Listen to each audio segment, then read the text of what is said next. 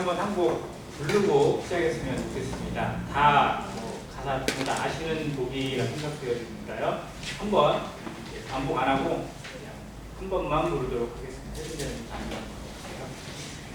옆에 분들하고 소통이 좀 어려우신 분은 별 수 없고요. 괜찮으신 분은 손을 잡고 우리 마음이 정말 하나님 앞에 이런 마음으로 올려지기를 간절히 원하는 마음으로 함께 찬양했으면 좋겠습니다.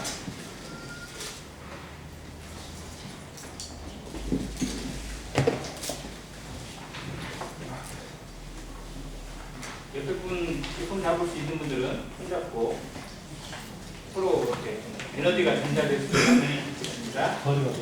멀어요. 주세요.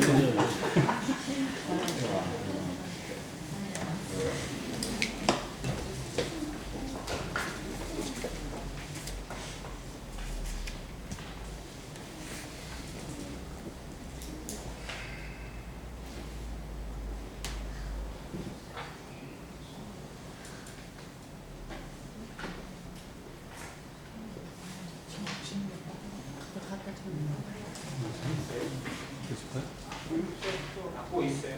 갖고 있어. 저기 있어.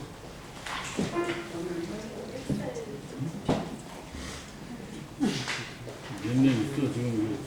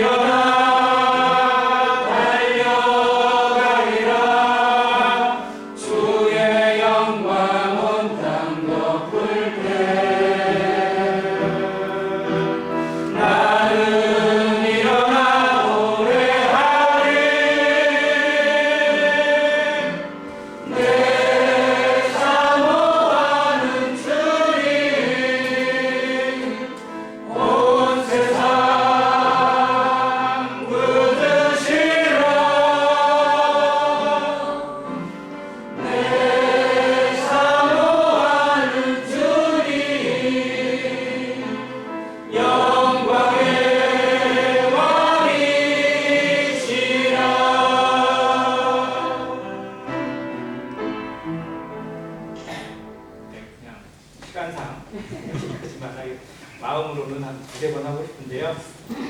다음에 기회 나면 그 마음을 다해서 올려드리면 좋겠습니다. 말씀 이제 시작하겠습니다. 로마서 8장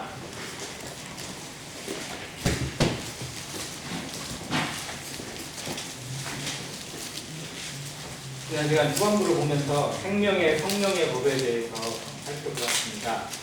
오늘 시간에는 끝이 되었으면 좋겠어요. 로마서 8장이 중요한 부분이고 제 자신이 로마서 공부를 하면서 가장 잘 다뤘으면 하는 마음이긴 한데 너무 길어지는 것도 그래서 마무리를 할 수 있도록 하겠습니다. 먼저 끝구절 한번 보고 가겠습니다. 37절부터 39절까지입니다. 로마서 8장 37절부터 39절까지 같이 한 목소리로 읽고 교제하겠습니다. 시작. 그러나 이 모든 일에 우리를 사랑하시는 이로 말미암아 우리가 넉넉히 이기느니라. 내가 확신하노니 사망이나 생명이나 천사들이나 권세자들이나 형제이나 장래이나 능력이나 높음이나 기쁨이나 다른 어떤 피조물이라도 우리를 우리 주 그리스도 예수 안에 있는 하나님의 사랑에서 끊을 수 없으리라. 아멘. 구원의 가치가, 하나님께서 우리를 사랑하신 그 사랑의 가치가 얼마나 위대하고 큰지, 얼마나 놀라운지, 얼마나 깊고 영원한지, 얼마나 단단하고 얼마나 견고한지 깊이 생각하게 하시는 말씀입니다. 그런데 중요한 건 우리 마음에서, 내 마음에서 그 하나님의 위대한 사랑을 짓밟을 때가 많다는 겁니다. 무시할 때가 많다는 겁니다. 거절하고 외면할 때도 있다라는 겁니다. 그게 나예요. 그게 우리예요. 그게 얼마나 하나님 앞에 죄송한 일인지, 얼마나 부끄러운 일인지, 하나님을 얼마나 정말 가슴 아프게 만드는 일인지 우리는 기억해야 합니다. 이 구원의 능력, 이 구원의 가치를 망각하고 쉽게 잃어버리고 또 그렇지 않은 것처럼 살아가는 것이 얼마나 하나님 앞에 죄송한 일인지 성도는 깨달아야 합니다. 우리의 삶이 이 구원의 능력을 지켜가고 이 복음의 가치를 지켜가는 삶, 성령과 동행하며 성령과 함께하는 삶이 왜 살아야 되는지, 그건 구원의 위대함에 있습니다. 하나님의 사랑의 위대함에 담겨 있습니다. 그 사랑이 얼마나 위대한지, 나에게 임한 하나님의 사랑이 얼마나 견고하고 크고 놀라운지 깨달은 성도는 함부로 살 수 없습니다. 함부로 살아가는 것이 얼마나 하나님 앞에 죄악인지, 얼마나 반역인지 알기 때문에 그렇습니다. 내 인생 내 것이 아니기 때문에, 하나님의 것이기 때문에, 하나님이 하나님의 생명으로, 우주보다 큰 모든 만물과 바꿀 수 없는 하나님의 생명으로 건진 놀라운 비밀이기 때문에 이 비밀을 우리는 지켜가야 될 책임이 있습니다. 그리고 그 책임을 이루기 위해서 우리는 반드시 성령님과 동행해야 합니다. 성령님을 더욱 알아가야 합니다. 성령님의 그 역사가 우리 가운데 나타날 수 있도록 우리 자신이 내 자리를 내어주고, 하나님이 이 자리를 차지하도록, 하나님이 내 인생의 주인 되도록, 그래서 하나님의 뜻에 맞는 삶으로, 하나님의 도구에 합당한 삶으로 살아갈 수 있도록 주권을 내어드려야 합니다. 이것이 하나님 우리를 구원하신 목적이요, 우리에게 성령을 주신 목적이라는 사실을 기억하는 오늘 시간이 됐으면 좋겠습니다. 결코 정죄함이 없는 성령의 법을 우리에게 말씀하셨는데, 그러면서 동시에 육신으로는 하나님을 기쁘시게 할 수 없고 오직 성령으로만 하나님을 기쁘시게 할 수 있다고 말씀합니다. 그리고 이 성령이 하시는 일들을 이제 보여주세요. 성령이 우리 가운데 내주하시면서 주장하시는 역사가 무엇인지, 우리 가운데 무엇을 인치고 계시는지, 무엇을 확증해 주시는지 보여주시는 내용들이 8장 중반에 나와 있습니다. 첫 번째는 하나님의 아들이심을 우리에게 확증해 주십니다. 하나님의 아들로 확증하십니다. 그러면서 14절에 이렇게 설명되어 있어요. 무릇 하나님의 영으로 인도함을 받는 사람은 곧 하나님의 아들이라.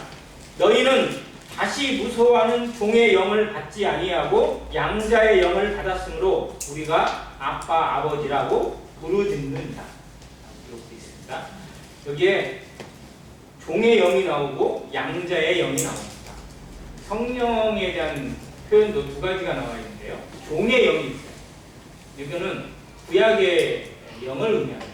구약 시대, 율법 시대에 이루어지는 성령의 역사는 종의 영입니다. 그때는 필요할 때만 임했어요. 즉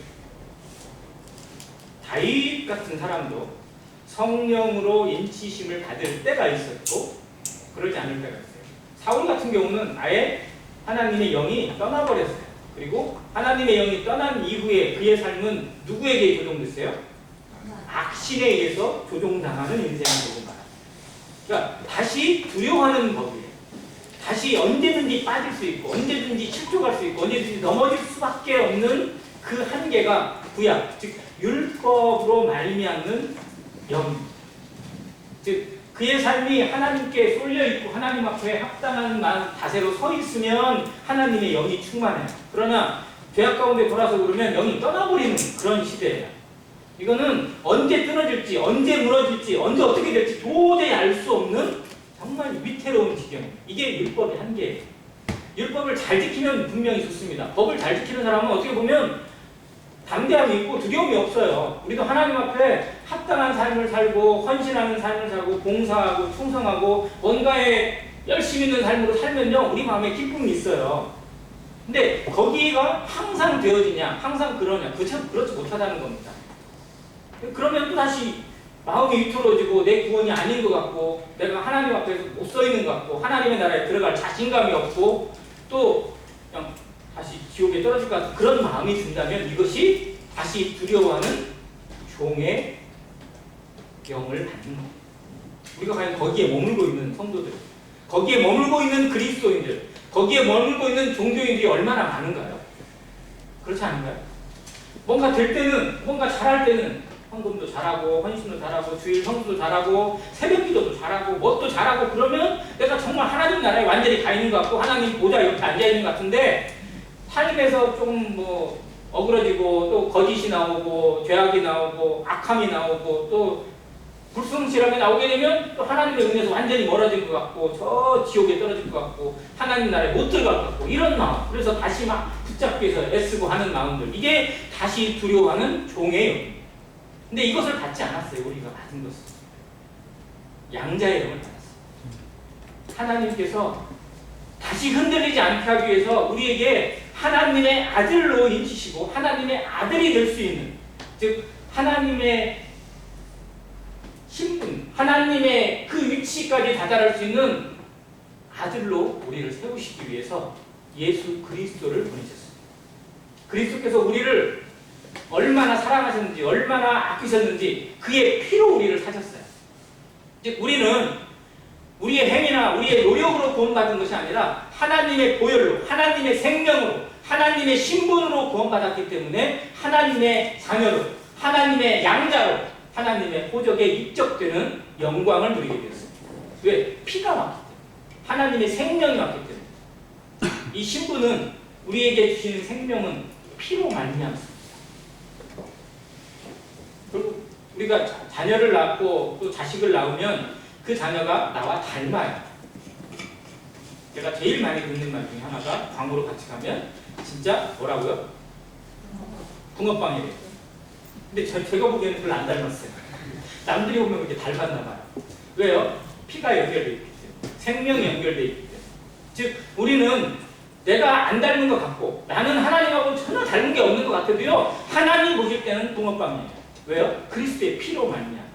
그 사실을 기억해야 돼요. 그 사실을 감사해야 돼요. 그 사실을 기적처럼 느끼고 감사함으로, 충만함으로 채워질 수 있는 성도가 되시기를 바랍니다. 이게 은혜예요. 나 같은 자에게 어떻게 하나님의 붕어빵이라고, 하나님의 그리스도의 붕어빵이라고 하는 은혜를 주세요? 어떻게 그걸 줄 수가 있어요? 구약의 성도들 이해할 수 없습니다. 저 하늘에 있는 천사도 이해가 안 돼요. 어떻게 저런 사람을 두고 하나님의 자녀라고 할 수 있습니까? 그들은 이해 못해요. 이해할 수가 없어요. 그러나 하나님은 하세요. 왜요? 우리 안에 그리스도의 생명, 그리스도의 보혈이 있기 때문에 그것으로 족해요. 그것으로 만족하시고 그것으로 우리를 사셨어요. 그것으로 내 인생을 사셔서 하나님의 자녀답게, 하나님의 형상을 입은 하나님의 소유답게 살아가도록 이끄시겠다는 하나님의 의지가 바로 성령입니다. 그래서 양자의 영을 우리에게 주셔서 다시 흔들리지 않아요. 다시 두려움이 없어요.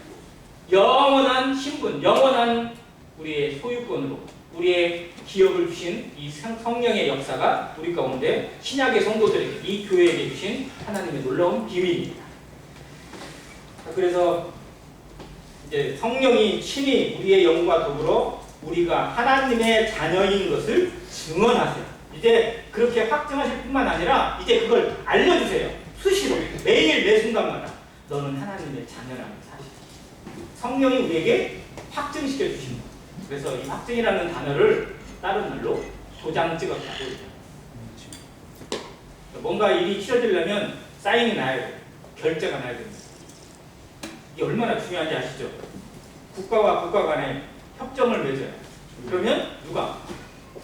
양 국가 간의 대표가, 즉 대통령이나 수상이나 이런 사람들이 한 자리에 모여가지고 뭐를 주고받아요? 문서를 주고받고 거기에 뭐를 합니까? 서명을 해요. 이게 실제로 어떻게 보면 어마어마한 일이잖아요.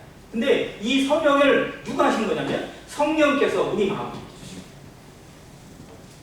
하나님의 자녀라는 사실, 하나님의 것이라는 사실, 하나님의 소유로 인정되었다는 사실을 옆에 있는 목사나 다른 사람이 해주는 게 아니라 내가 하는 게 아니라 성령께서 우리 안에서 해주시고 이미 하셨고 그걸 또 잊어버릴까 봐서 매일 매 순간마다 우리 마음에 확증시켜 주시는 겁니다. 성령이 우리 가운데 내주하셔서 하시는 일이 가장 중요한 것이 바로 그 일이에요. 내가 하나님의 자녀라는 사실, 내가 하나님의 소유라는 사실, 내게 그리스도의 생명과 보혈로 말미암아 하나님의 자녀가 되었고 하나님을 아버지라 부를 수 있는 신분을 얻게 되었고 하나님의 나라가 되었다는 사실을 계속해서 알려주세요. 어마어마한 일을 하고 계시고, 두 번째는 우리의 기도를 도우시는 하나님의 성령을 봅니다. 이게 26절에 기록되어 있는데요. 이와 같이 성령도 우리 연약함을 도우시나니 우리는 마땅히 기도할 바를 알지 못하나 오직 성령이 말할 수 없는 탄식으로 우리를 위하여 친히 간구하시느니라. 우리가 기도 못하나요? 기도하죠. 근데 정말 우리가 이르지 못하는 기도가 있어요. 이건 비밀의 기도입니다.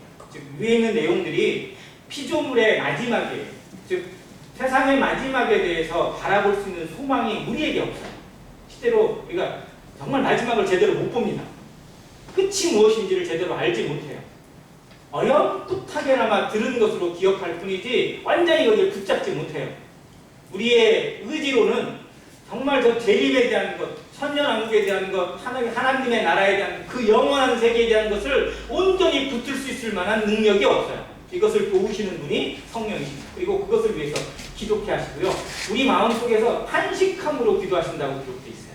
이 탄식이라는 의미가 한탄하고 한숨 쉬고 이런 한탄이 아니고요. 탄식이 아니고요. 좀 구체적인 의미로는 이렇게 되어 있습니다. 생명을 잉태하기 전에 산모가 쉬는 숨, 이런 의미가 담겨 있어요. 이게 탄식의 의미예요.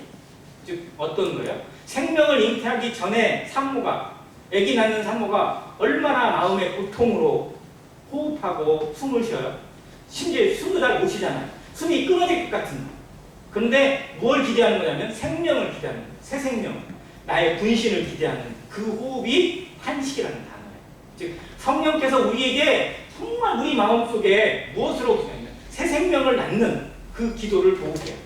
생명의 능력을 낳는, 즉 하나님의 열매를 낳고 성령의 열매를 낳을 수 있도록 우리 가운데서 계속해서 우리 마음을 주장하시고 우리 마음에 계속해서 공급해 주시는 하나님의 감동하심이 있습니다.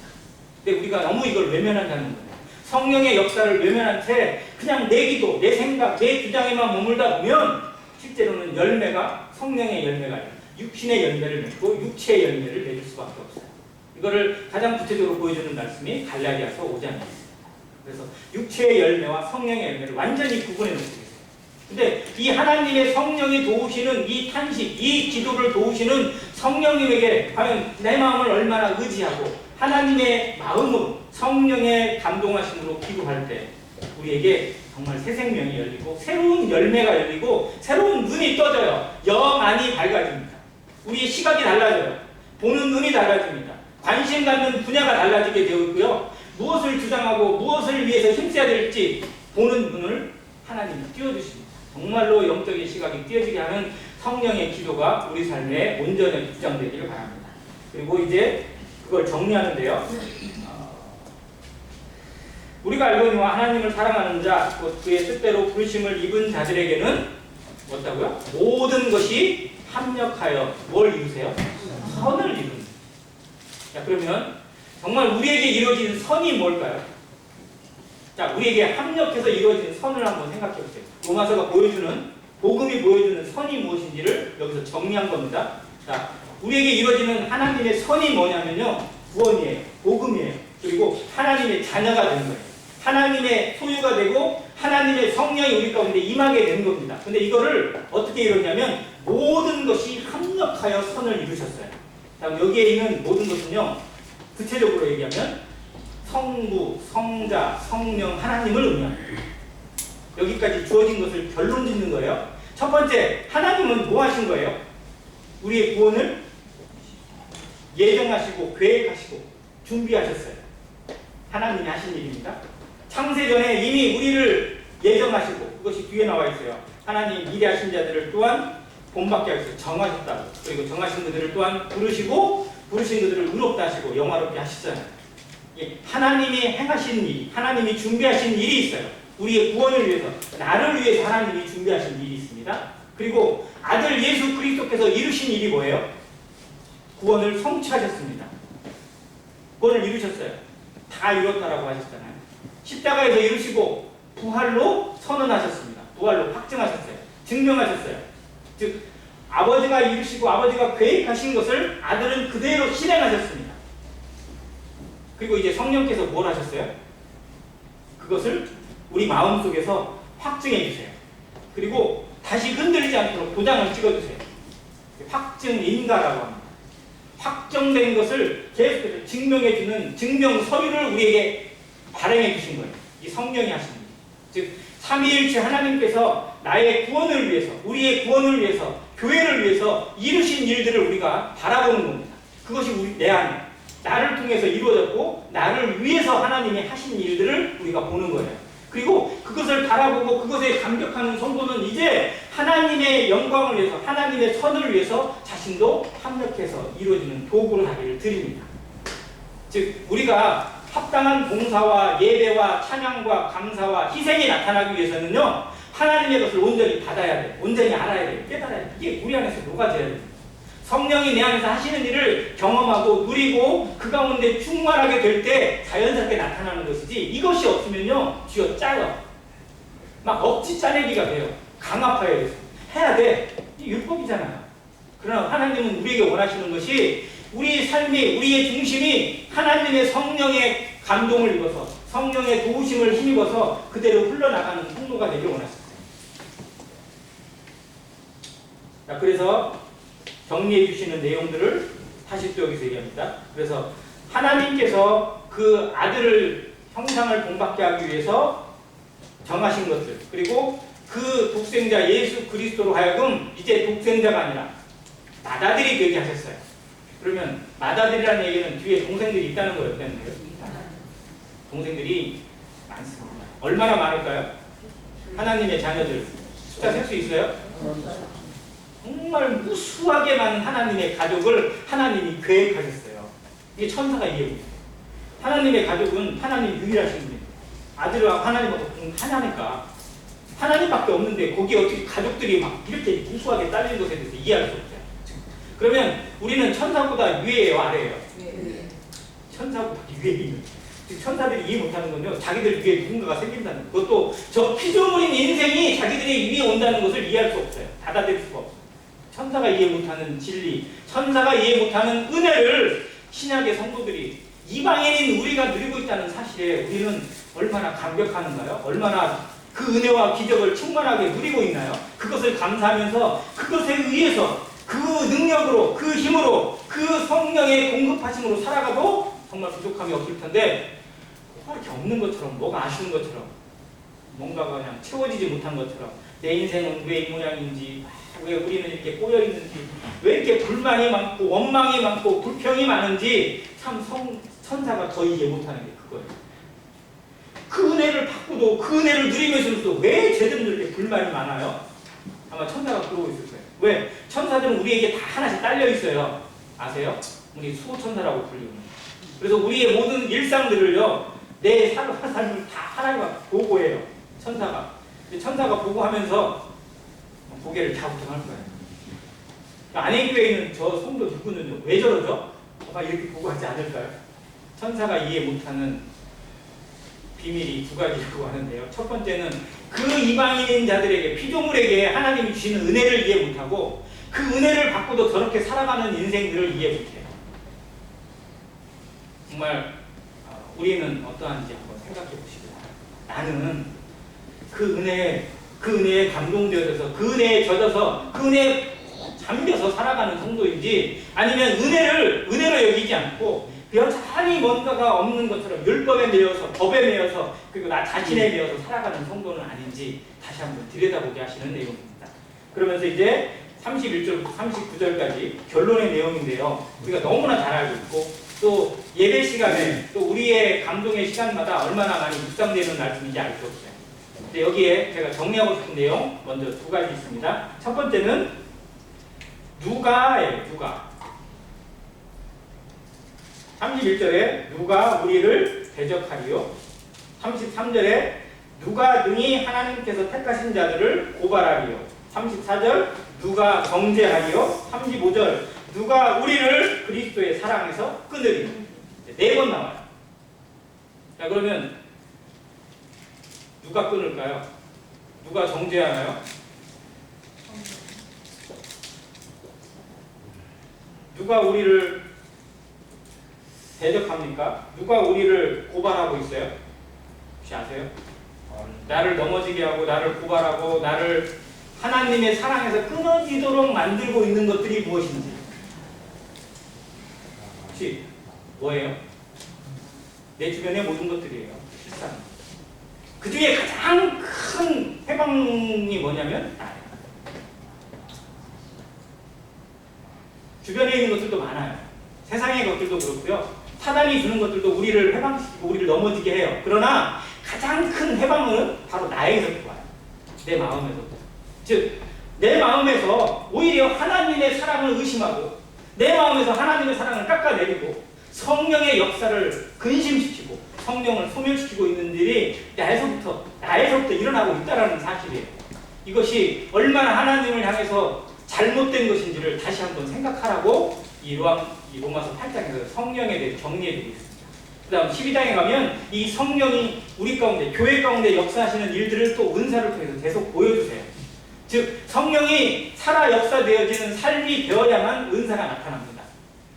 우리는 구원받을 때 성령과 함께 은사를 분명히 받았어요. 근데 내 삶에서 은사가 나타나지 않을 수도 있습니다.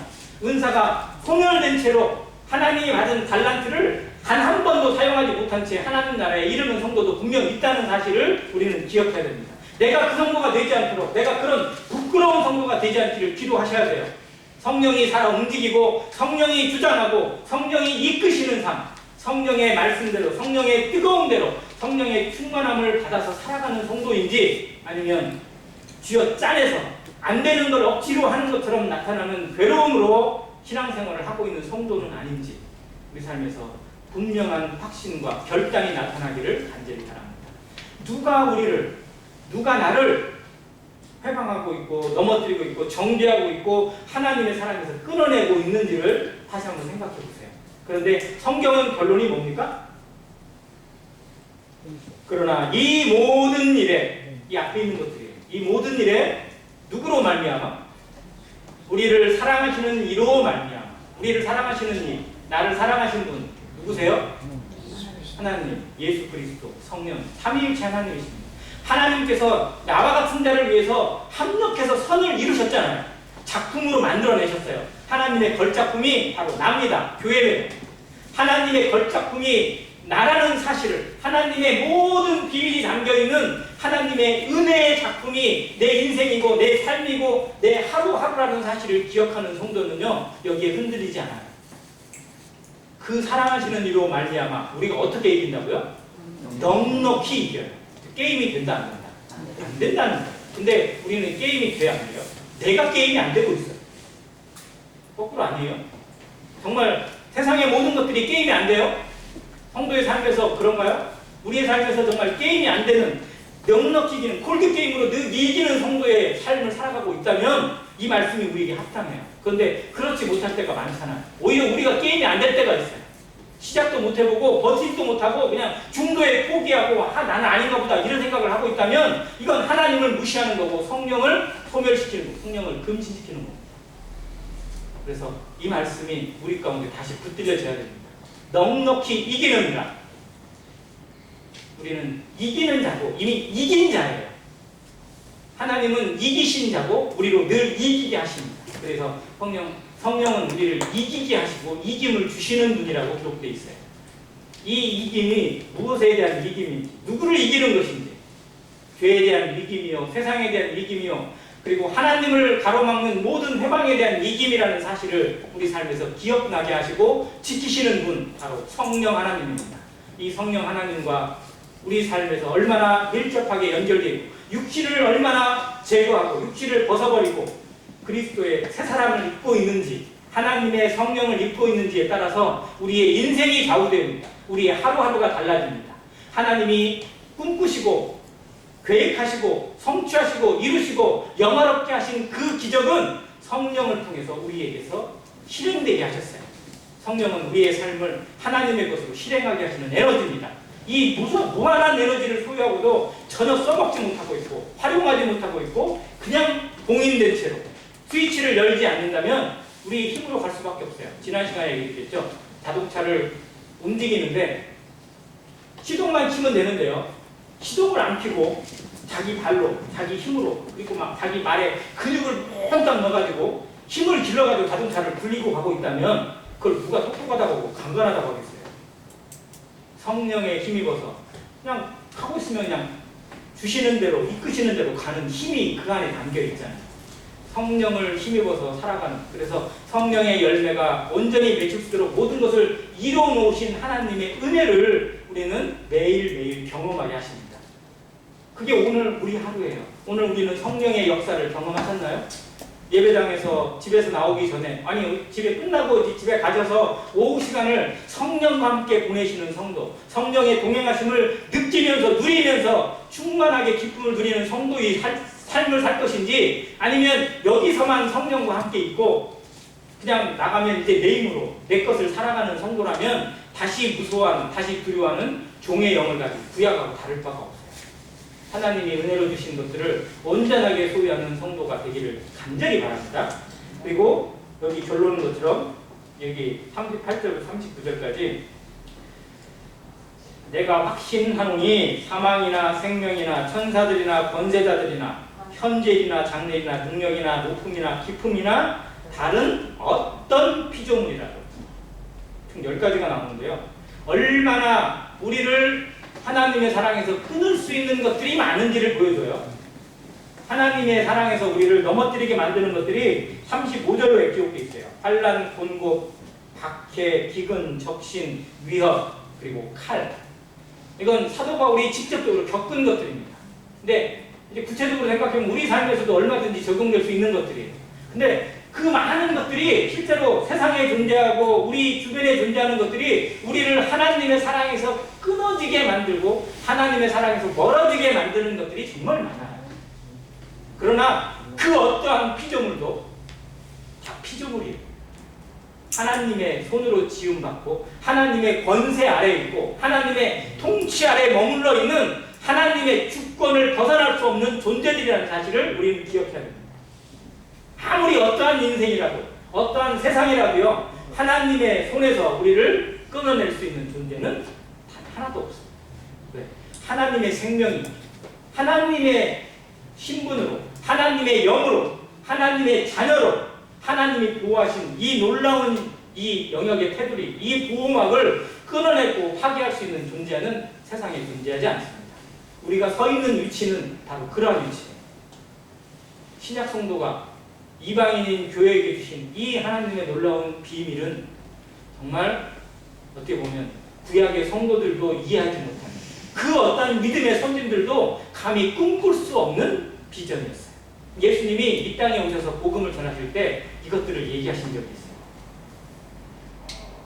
있어요. 가장 첫 번째 얘기하신 비밀이 언제냐면 백부장을 만났을 때입니다. 백부장이 예수님 앞에 나왔는데요. 자기의 하인이 병들었어요. 그 하인이 병들었을 때 예수님 앞에 나와서 이 하인을 고쳐달라.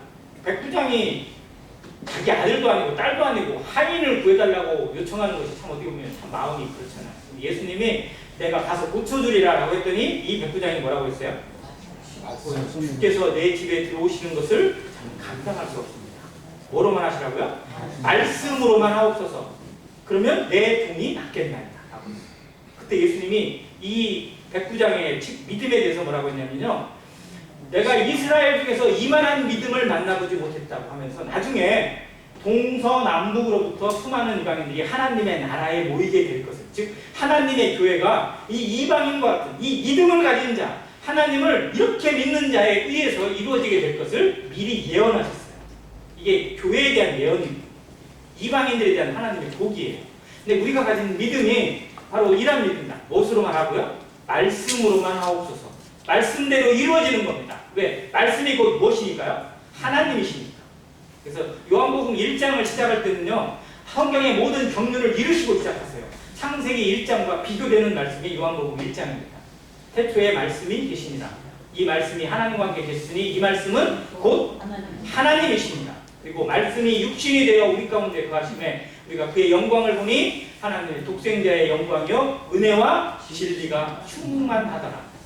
자, 말씀이 우리 가운데 임왔습니다. 그리고 그 말씀이 우리에게 증명되어지는 것이 성령으로 말미암아 증명되고 있어요. 즉 성령의 역사는 말씀의 역사입니다.